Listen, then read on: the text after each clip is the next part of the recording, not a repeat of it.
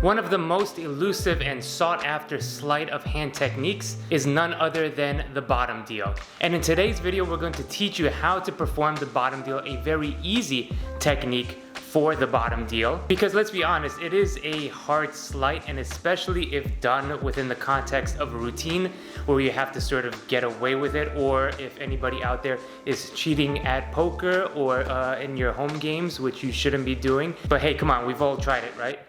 Right? No? Nobody? Okay. Now for me, I think it's much more interesting to perform the bottom deal as a demonstration, showing the spectator sleight of hand skills, and especially if you're that type of performer that wants to show the skills that one can have with the deck of cards, doing a demonstration, an open demonstration of the bottom deal, I think is very effective. And I would rather do that than try to fool somebody in a long drawn out poker deal routine where you have to fool them with a bottom deal. Because let's be honest, those routines, they don't inspire magic or mystery, and of course, if that's the type of route that you want to go, if that's the performer that you are, then so be it. But again, for me, and this is all just my personal opinion, I think it's much more interesting to do it as an open demonstration, show them and then fool them. Let's say you show them the bottom deal, you show them what could be possible with it. They think that you did the bottom deal, but in fact you did something else, a switch or something along those lines, to fool them after showing them the technique. So those are just some things to keep in mind. Let's jump into the tutorial of a very easy bottom deal to do. A quick note and a very exciting project coming up is my new collaboration with the one and only company Riffle Shuffle, one of the largest playing card producers in the industry. We've teamed up with Riffle Shuffle for the biggest project of the year, coming up November 24th, that's next Tuesday, November 24th at 11 a.m. Eastern Time. The project will kick off on Kickstarter, no less, no pun intended. All details are being released slowly through my Instagram, through my stories here on YouTube as well. So stay tuned for all of that in the week to come, and let's get into the tutorial. All right, let's talk about false dealing in general before we get into the specifics of the bottom deal. And what I want to say about false dealing is that a lot of the times, the whole idea is obviously to have your real deal mimic your false deal. Way too often do we see this. And then something happens when the false deal happens, and that could be for a variety of reasons. So one reason in particular is that you are not practicing to make it as natural as possible. You're not practicing the fake move to mimic your real move, or rather, I think the easier way to look at it, if we take a look at your second deal, somebody would deal cards down like this, right? And then for me, let's take me as an example, I would take a second deal, and then I would do a second deal like this. So these are all second deals. But then in a regular deal, I'm going to have my hand like this and do this. Now you see the difference. One noticeably different aspect of the fingering position is that my finger is here rather than here. When doing the false deal, I straddle the deck like this. Again, this is talking about the second deal.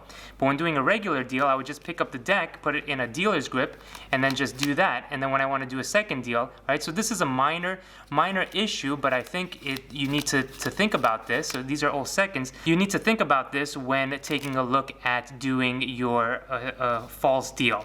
So again, what we want to do and what we want to strive for is having our false deal, we do our false deal and then have our regular deal, now it's regular, mimic the false one. That's the easier way to do it rather than trying to force the false deal to mimic the regular deal, if that makes sense, okay? So in the case of a bottom deal, I'm gonna use my bottom deal and then try to make my regular deal mimic my bottom deal for whenever I have to do it, okay? So there is regular deals and there is the bottom deal. There is a regular deal, I'm doing this as slow as possible, and here's a bottom deal. So notice how the hands are doing the same gesture. The up and down motion, there's not too much of fingering, at least that is the goal, to have the fingers stay in the same position at all times. The right hand comes in and brings this card off, whether it be the top one, the second one, the bottom one, in the same positioning, so everything flows, okay? So this is one thing that I want you to keep in mind. I think it's the most important thing when talking about any sort of false deal. Now let's take a look at what we're talking about for this bottom deal. So card is obviously on the bottom of the pack. you're going to straddle the cards just like this. Pinky is on the back over here, first finger is here, and all we're doing now is we're just moving this here, and now we're straddling. Okay, so from a regular dealer's grip, you're just going to straddle like that. Now you want to bevel the cards. That's step number 2. Bevel the cards. All right, so beveling the cards like that, so it's not in a dealer's grip. You're here, everything is squared. You want to let the cards go, and this happens just by pushing over right here, or just letting it fall, opening up your hand a little bit, and then putting pressure on the top portion of the pack to then keep everything nice and squared but still beveled. All right, so that's step number 2, if you will. And step number 3 is to create distance between your middle finger and your third finger, which is the ring finger. So these two fingers of the, wow, all right, these two fingers of the left hand are going to be separated. All right, now from here, you're going to use, just as, for the technique, you're going to then come in with your middle finger, and that's what's going to take out the card from the bottom in between these fingers. Okay, so then keep that in mind when we put it all together. All right, so now what's going to happen is we are going to start to deal cards. All right, and keeping this beveled like this.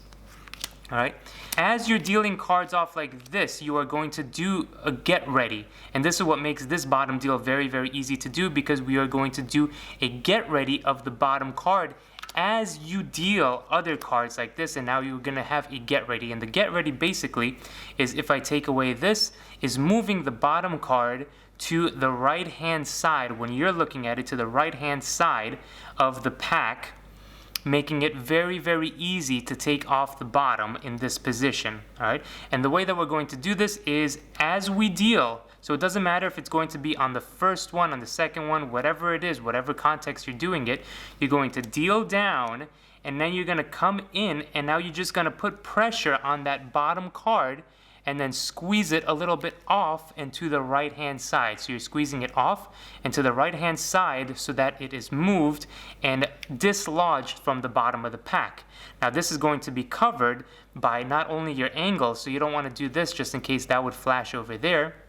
Your first finger is there anyway, but it's also covered by having the deck slanted in this position, like we talked about. Remember step number 1. All right, so you're doing this as you're dealing the cards. So you don't, this is not what you want to do. You're here, and then you're doing a get ready by coming in, middle finger, pulling it just like that, and dislodging it from here without doing anything. All right, you want to do it in the context of dealing a card. So as I come in, my finger pulls, and then my thumb pulls the card from the top and then down. So maybe I'm doing this for whatever reason, and I'm getting ready for the bottom deal, and now I'm already set up.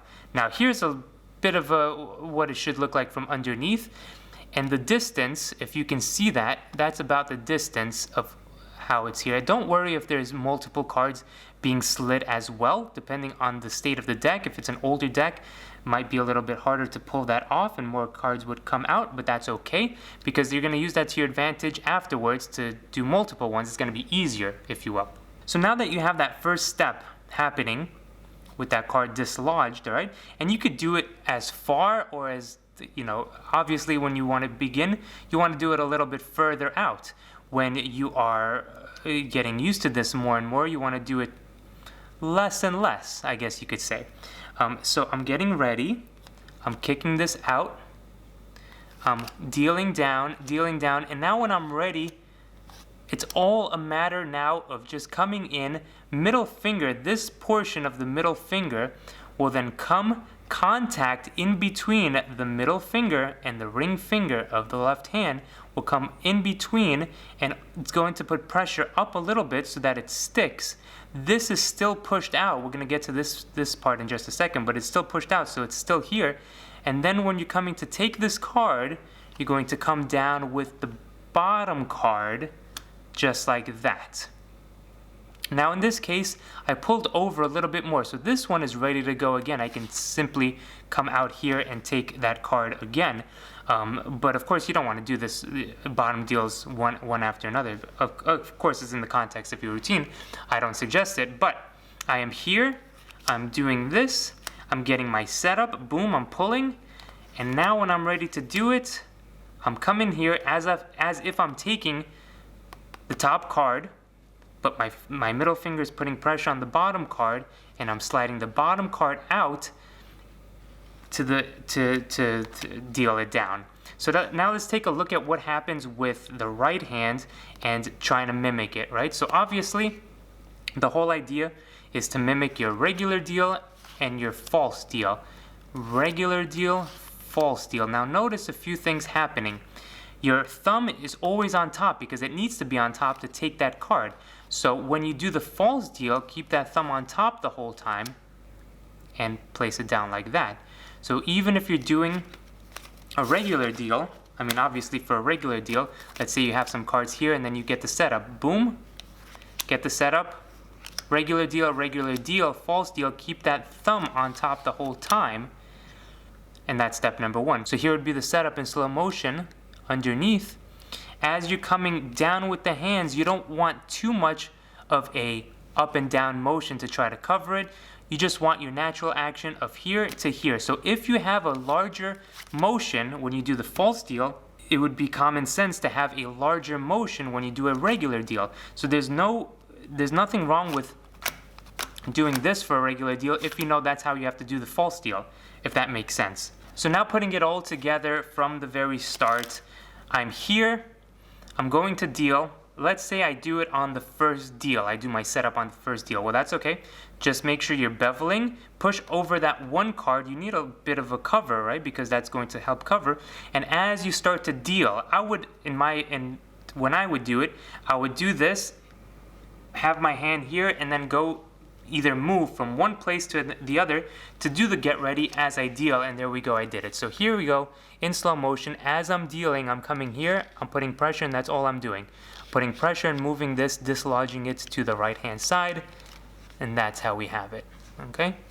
Then from here, I can deal, and then come here, thumb, push, thumb, middle finger, just grabs it from underneath, pulls it down, same action. And now as I come here to deal, I'm dislodging this as I'm motioning this way, dealing here. It's already set up for my get ready. I'm coming here.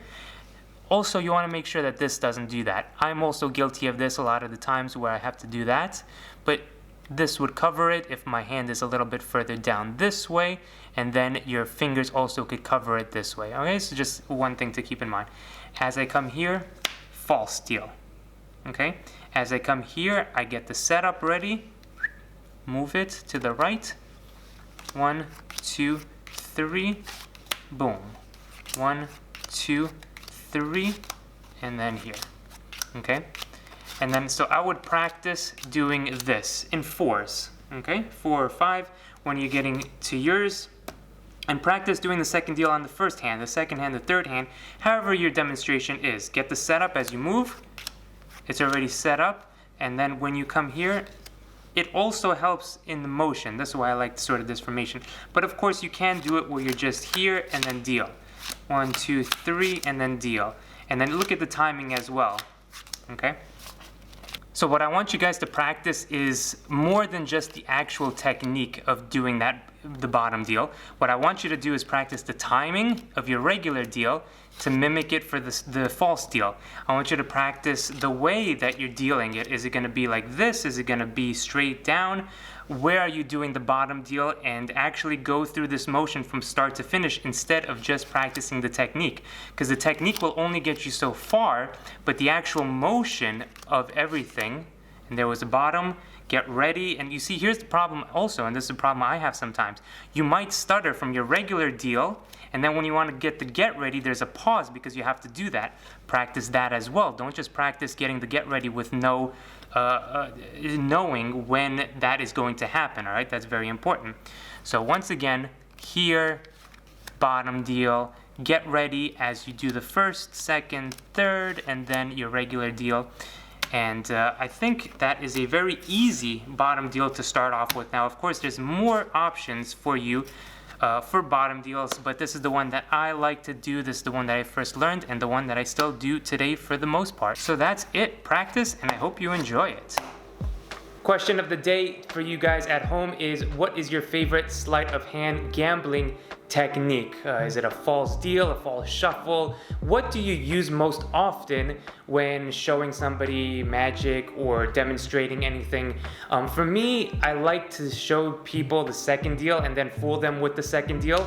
Just for me, I think that's you gotta make it as interesting as possible for yourself as a performer, to not get bored sort of through your performances doing the same thing over and over. So to keep it interesting, I just like doing those kind of things. So I'm eager to hear from you. What do you feel your favorite gambling technique, sleight of hand move is, sleight wise in the gambling world, to show a spectator? Leave your comments down below. Thank you so much, guys, for watching. If you did enjoy the video, you know what to do. Do all the stuff that you need to do, but also very important, turn on notifications both here and my Instagram if you want to be notified of all the projects to come for this holiday season. Again, we have the Knock Luxury Collection in collaboration with Kevin Yu and Riffle Shuffle coming Tuesday, November 24th at 11 a.m. Eastern Time, exclusively on Kickstarter. It's going to be a major project, the biggest project of the year. All information coming this week ahead, both here and on my Instagram. So stay tuned for that. Have a lovely day. Thank you so much for watching and your support, and we will see you very soon. Peace.